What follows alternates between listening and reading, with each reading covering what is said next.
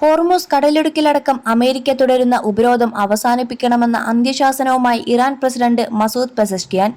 ഇതുവരെ ഇറാന്റെ ക്ഷമ എന്താണെന്ന് ലോകം കണ്ടു. എന്നാൽ ഇനിയും ഞങ്ങൾക്ക് ക്ഷമിക്കാനാകില്ല.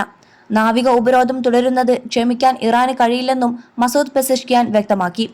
ഈ നാവിക ഉപരോധവും യുദ്ധം തന്നെയെന്നും ഇനിയും തുടർന്നാൽ കടുത്ത തീരുമാനമെടുക്കുമെന്നും ഇറാൻ പ്രസിഡന്റ് മുന്നറിയിപ്പ് നൽകി.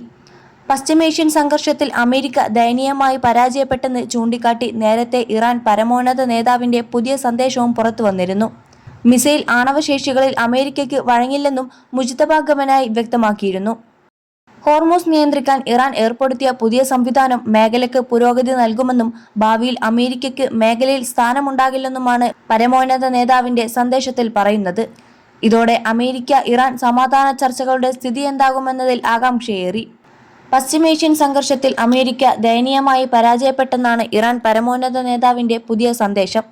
ഹോർമൂസിലും പേർഷ്യൻ ഗൾഫിലും ഇറാൻ പുതിയ അധ്യായം തുറക്കുന്നുവെന്നും മുജ്തബ ഖമനായി അവകാശപ്പെട്ടു.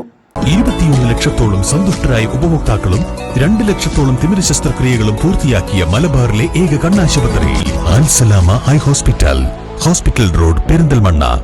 മേഖലയിൽ അമേരിക്കൻ സാമ്രാജ്യത്വം ദയനീയമായി പരാജയപ്പെട്ടെന്നും അമേരിക്കയുടെ ചൂഷണം സമ്പൂർണ്ണമായി അവസാനിപ്പിക്കുമെന്നും മുജ്തബ ഖമനായി പുതിയ സന്ദേശത്തിലൂടെ പറഞ്ഞു. ഹോർമൂസ് നിയന്ത്രിക്കാൻ പുതിയ സംവിധാനം സ്ഥിരീകരിക്കുന്നതാണ് ഇറാൻ പരമോന്നത നേതാവിന്റെ സന്ദേശം. അമേരിക്കൻ സാന്നിധ്യമാണ് മേഖലയിൽ അരക്ഷിതാവസ്ഥയ്ക്ക് കാരണമെന്നും മുജ്തബ ഖമനായി കുറ്റപ്പെടുത്തി. അയൽ രാജ്യങ്ങളുമായി ചേർന്ന് പോകേണ്ടവരാണ് ഇറാൻ ജനത. എന്നാൽ അമേരിക്കയുടെ സാന്നിധ്യം എന്നും പ്രദേശത്തെ അരക്ഷിതാവസ്ഥയ്ക്ക് കാരണമാണ്. അമേരിക്കയുടെ സ്ഥാനം പശ്ചിമേഷ്യൻ മേഖലയിലല്ല, മറിച്ച് കടലിന്റെ അടിത്തട്ടിലായിരിക്കുമെന്ന് തെളിയിക്കുമെന്നും ഇറാൻ പരമോന്നത നേതാവ് സന്ദേശത്തിൽ കടുപ്പിച്ച് പറഞ്ഞു. അയൽ രാജ്യങ്ങളുമായി ചേർന്നു പോകാമെന്നും പുതിയ സംവിധാനം വഴി മേഖലയിൽ സമാധാനവും സാമ്പത്തിക നേട്ടവും ഉണ്ടാകുമെന്നും അദ്ദേഹം കൂട്ടിച്ചേർത്തു. മേഖലയിൽ ഒന്നിച്ചു പോകാമെന്ന് ഹോർമൂസ്, ഒമാൻ കടൽ, ഗൾഫ് അയൽ രാജ്യങ്ങളോട് ഇറാൻ പരമോന്നത നേതാവ് വിവരിച്ചിട്ടുണ്ട്. സമാധാന ശ്രമങ്ങൾ സ്തംഭിച്ചു നിൽക്കെ ലോകം കാത്തുനിന്ന ഇറാൻ പരമോന്നത നേതാവിന്റെ നിലപാട് വിട്ടുവീഴ്ചയ്ക്ക് വഴങ്ങാത്തതാണ്. സമാധാന ചർച്ചകളിൽ ഇറാന്റെ ഉപാധികൾ തള്ളിയതോടെ പരമോന്നത നേതാവിന്റെ നിലപാട് കാക്കുകയായിരുന്നു ലോകം. ഇതോടെ സമാധാന നീക്കങ്ങളിന് എങ്ങോട്ടെന്നതിൽ ആശങ്കയേറി.